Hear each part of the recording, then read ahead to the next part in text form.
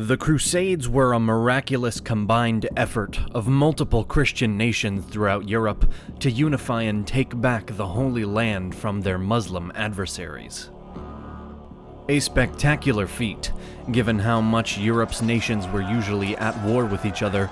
The Crusades should, in theory, have been a mighty display of passion and strength. Yet, somehow, the Crusades failed. Why and how did this happen? The First Crusade began in 1095 and didn't end until 1102, in reaction to the rise of the Muslim Seljuk Turks. By this point, after the Great Schism of 1054, the Christian world had already been divided between the Catholic Romans and the Orthodox Byzantines. But with the growing Seljuks beginning to encroach upon Byzantium, Emperor Alexius Komnenos was forced to ask Pope Urban II for help in protecting their Christian lands.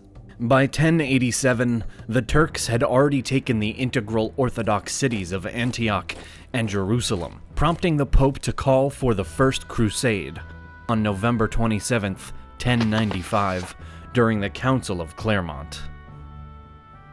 After roughly a year of drumming up support by convincing any and all Christians that by taking the cross and joining the crusade, they could be cleansed of their sins and rewarded greatly, Pope Urban managed to send around 60,000 Christian fighters to aid the Byzantines. As these crusaders had been gathering, the Seljuk Turks had been locked in a back-and-forth clash with the Muslim Fatimid Caliphate from Egypt, who eventually seized Jerusalem just months prior to the Christians' arrival. Despite the crusading forces being vastly made up of peasants, not knights, as Emperor Alexius had requested, the First Crusade was a success. Both Antioch and Jerusalem were recaptured, along with other territories gained, and 5 new Christian states were then established throughout the region. But alas, this remarkable triumph on its own was not enough to satisfy the Christian world. A second crusade was launched in 1147 and lasted roughly 2 years. The problem with this crusade was that it technically had a goal of taking back the city of Edessa from, yet again, the Seljuk Turks. But when Pope Eugenius III called for the campaign to be launched in 1145, he was extensively vague and advertised the goal as more of a call to protect holy lands and relics in the Levant, without specifically naming Edessa. Consequently, there was some confusion on the battlefield as to what should be the primary aim of the Crusaders, which ultimately resulted in an embarrassing failure.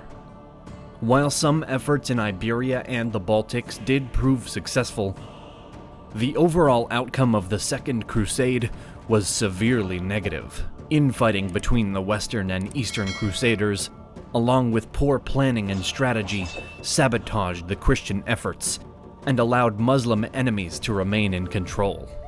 This disappointment would soon trigger the next campaign. The Third Crusade began in 1189 and was focused more on retaking the holy city of Jerusalem, which had now been captured by the infamous Muslim Ayyubid ruler Saladin. This time, some early victories, such as the seizure of Acre, would appear to predict a redemption for the failure of the Second Crusade. When Pope Gregory IV called for the third such campaign, it was determined by the Christian world that success was a necessity, and nothing less than the positive results of the First Crusade would suffice. Nonetheless, by the end of the 2-year campaign, only one of the original 3 kings to take up the cross had survived, and his army had been disastrously weakened by the last months of battle. Upon reaching the edge of Jerusalem, the last king, Richard I of England, realized that he would stand no chance against any amount of counterattack from Saladin's army, and chose not to follow through with a siege on the city. Completely contrary to what the Crusaders had hoped for, the Third Crusade was the most demoralizing campaign yet, until the Fourth Crusade, when Pope Innocent III called for yet another crusade to begin in 1202. His sights were still set on retaking Jerusalem. This was, in fact, the initial goal of the Crusaders, but in an absolutely bewildering and disturbing twist, the real target became none other than Constantinople. The West had long been suspicious of the East, and vice versa, but this would not even be the only problem to wreak havoc on the Fourth Crusade. The first sign of trouble came when the Crusaders were preparing to sail from Venice to their first target, Egypt. Before the Crusaders could leave, the Venetians required the former to come to a deal, since they were unable to afford the expensive cost of the Venetian ships. As part of this agreement, the Crusaders had to make a detour to the Christian city of Zara, which had recently fallen into Hungarian hands, in order to reconquer it for the Italians.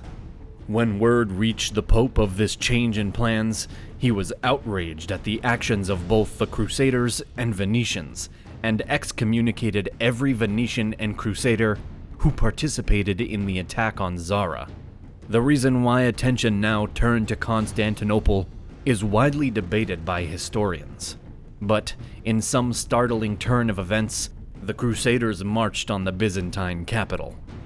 The invaders first attempted to replace the current emperor with one who favored the West, but they quickly realized that their intended candidate was not in fact a supporter of theirs. This led a completely different usurper, Alexios Doukas, to seize the throne instead, and push the Crusaders to use military might instead of further negotiation. An initial attack on April 9, 1204, was repelled by the Byzantines, but the Crusaders broke through 3 days later. The latter then massacred and raped thousands upon thousands of Byzantine defenders and innocent civilians, destroying property on their way, including Christian churches. The Crusaders finally finished their raiding after a few days, and a Latin emperor was placed on the throne. The Byzantines would never fully recover, and the Fourth Crusade showed the world that the real reason behind these campaigns was not quite as noble as had been portrayed. And yet, somehow, Pope Innocent managed to convince himself and others that another crusade was a good idea. So, in 1217, the Fifth Crusade would begin, this time with the intentions of capturing Jerusalem by first weakening the Muslim forces through incursions in North Africa and particularly Egypt, which was under Ayyubid control. Predictably, by this point, the Crusaders were simply unprepared, ill-equipped, and unorganized. Another failure came, and Jerusalem was still in Muslim hands. The Christians, albeit in utter mess when it came to any crusade campaigns after the first, were surely determined. Now, in 1228, a sixth such operation was launched, and this time had at least one reliable leader, Holy Roman Emperor Frederick II. Though the monarch had been excommunicated at the start of the Sixth Crusade due to a repetitive delay of making good on his promise to join the Holy Campaign, Frederick would become the savior of this endeavor. Finally, in 1229, the emperor and his army marched to Jaffa, where military action was put on a pause. With the Muslim sultan facing internal threats at the same time, he opted to enter into peace negotiations with Frederick. The opposing leaders ultimately signed the Treaty of Jaffa, which gave the Christians full freedom to occupy Jerusalem once again. This, along with other possessions received from the agreement, resulted in a remarkable success after the previously calamitous Crusades. But the Crusaders knew not when to stop. As had been the case many times over, Jerusalem was once more stripped from the Christians by Muslim forces. So, as they neared the mid-13th century, Pope Innocent IV called for the Seventh Crusade. This one was led by the French King Louis IX, who intended to not only retake Jerusalem, but to capture the whole of Egypt as well. Initially, this crusade also began with success, and the Christians took Damietta fairly effortlessly. As history repeats itself, this was where the success ended. The Crusaders were routed at Mansoret, ending in the capture of King Louis and the surrender of the minuscule remainder of his army. Damietta was also returned to the Muslims. Once the French king was released from enemy captivity, he would remain in the Levant and eventually begin another campaign. The Eighth Crusade was scarcely even a crusade. Organized by King Louis, as before, the goals remained roughly the same as those from the Seventh Crusade. The plan was to attack a weak point in North Africa as before, this time focusing on Tunis.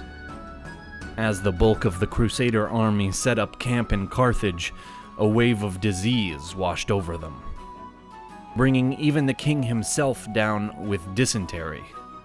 Though Louis had suffered from dysentery previously as well, this time he was unable to recover and passed away on August 25th, 1270.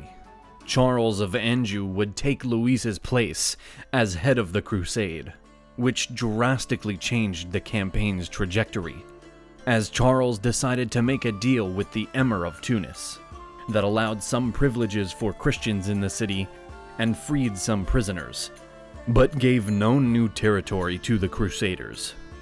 Still, this was enough for Charles, and he then called off the crusade. In one final push to redeem the Crusader name, after the previous failures and surrender, Lord Edward of England attempted to launch the Ninth Crusade.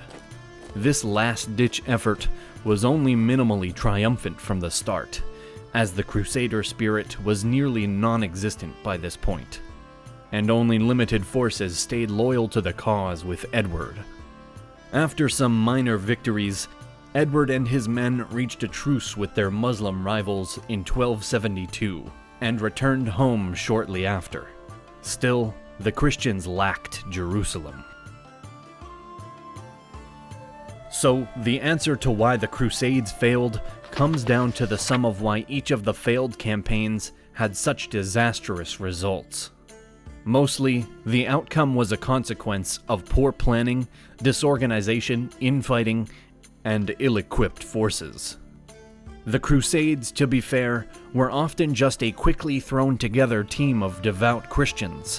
While some high-ranking generals and monarchs would join the cause, it would nevertheless fall short of being enough. And frankly, the biggest reason why the Crusades failed is easy to spot as the cause of each individual failure along the way.